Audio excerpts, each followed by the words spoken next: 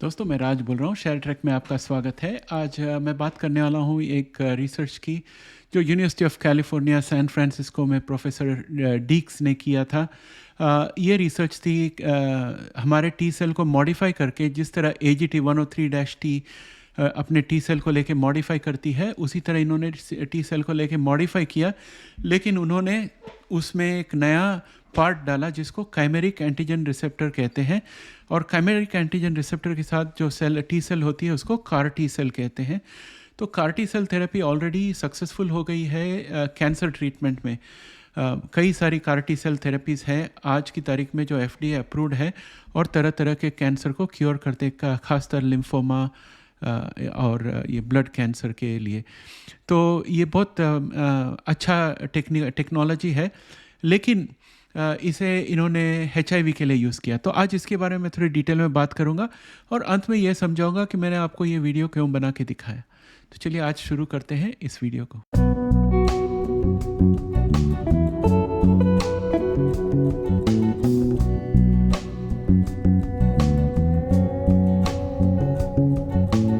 हाँ, तो दोस्तों ये जो थेरेपी जिसके बारे में आज बात करने वाला हूँ, इसका कोई नाम नहीं है। इसे ड्यूअल कार टी थेरेपी कहते हैं क्योंकि ये बनाया गया है यूनिवर्सिटी ऑफ कैलिफोर्निया में।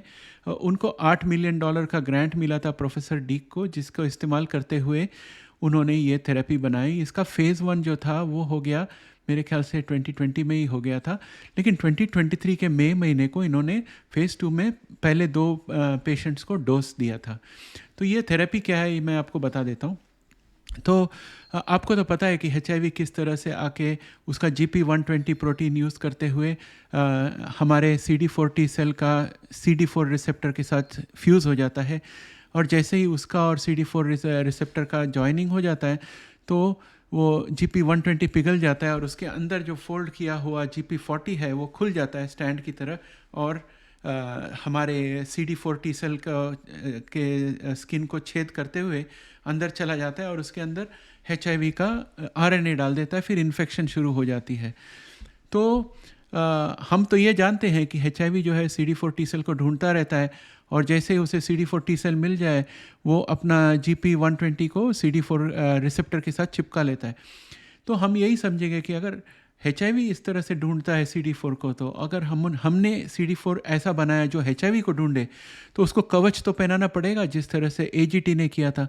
AGT ने CCR5 ही निकाल दिया था, वो कवच बन गया उसका।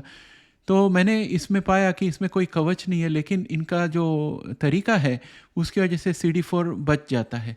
तो इन्होंने क्या किया, ये CD4 टी सेल को लिया पेशेंट के बॉडी से और CD8 टी सेल को भी लिया पेशेंट के बॉडी से, और लेंटिवायरस का इस्तेमाल करते हुए उसके अंदर एडिटिंग किया।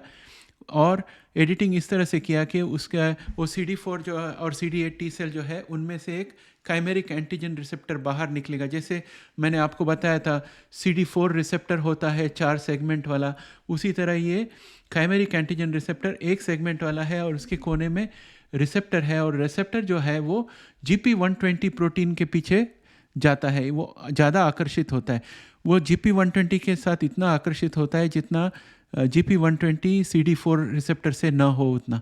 तो इसका मतलब है कि जब CD4 T cell HIV virus को ढूंढते निकलती है, उसको पाते ही तुरंत जाके वो रिसेप्टर जो है, जो नया बनाया हुआ रिसेप्टर, इसको CD4 ज़ीटा रिसेप्टर कहते हैं, वो CD4 ज़ीटा रिसेप्टर जो है वो जाके GP120 के साथ चिपक जाता है। अगर वो GP120 के साथ चिपक जाए तो GP120 अभी जाके CD4 रिसेप्टर के साथ नहीं चिपक सकता, GP120 व्यस्त हो गया, तो उसकी वजह से इन्फेक्शन आगे नहीं बढ़ सकती। तो कुछ इस तरह से ये काम करती है। तो इसका जो clinical trial, phase 2 clinical trial हुआ, उसमें 40 लोगों का इन्होंने रिसर्च किया उनके ऊपर, और सेफ्टी देखा, सेफ्टी अच्छी थी, और उन्होंने कोशिश की कि देखें कि जिनको ये थेरेपी दी गई वो कैसे परफॉर्म करते हैं और जिनको थेरेपी नहीं दी गई वो कैसे परफॉर्म करते हैं। और मोटा मोटा बोलने जाओ तो ज़्यादा फ़र्क उनको दिखाई नहीं दिया, थोड़ा फ़र्क दिखाई दिया, वायरल लोड कम थी मॉडिफाइड में, और दूसरा ये भी उन्होंने पाया कि मॉडिफाइड टी सेल्स ज़्यादा दिन शरीर पे रहे। तो ये दोनों पॉजिटिव चीज़ें हैं, लेकिन बहुत ऐसा बहुत ही क्या कहते हैं, सेंसेशनल रिज़ल्ट नहीं था, बहुत धीमा-धीमा प्रगति हो रही है इसमें। तो मुझे पता नहीं कि आगे प्रोफ़ेसर डी क्या करने वाले हैं, तो मैं उनको ईमेल लिखने वाला हूँ ये पूछने के लिए, साहब आप आगे चलकर क्या करने वाले हो? क्या कोई कंपनी को आप ये दे दोगे कि वो इसको आगे बढ़ाए, या आप और भी रिसर्च करोगे कि मेथड बदल के?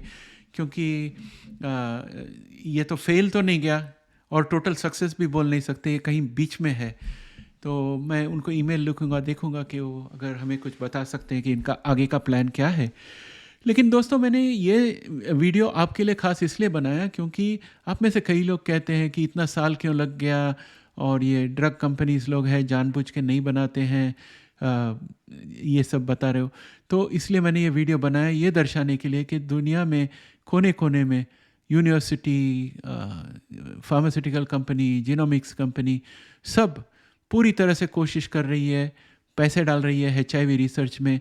और HIV के जो लाइफ साइकिल उसका हर एक स्टेज पे वो आक्रमण कर रहे हैं। उनके पास अगर जो भी टूल्स है वो इस्तेमाल करके small molecule, large molecule, antibody, monoclonal antibody, gene therapy, सब यूज़ करके वो ट्राई कर रहे हैं। अभी एक CAR-T भी इन्होंने ट्राई किया है। तो मेरे दिमाग में मुझे ये विश्वास है कि HIV का जो इलाज आएगा जीन थेरेपी से ही आने वाला है, जो फाइनल इलाज होगा। क्योंकि ये HIV वायरस जो है अपना DNA के अंदर चिपकता है, तो उसको DNA से काट के निकालना ही सही तरीका होगा।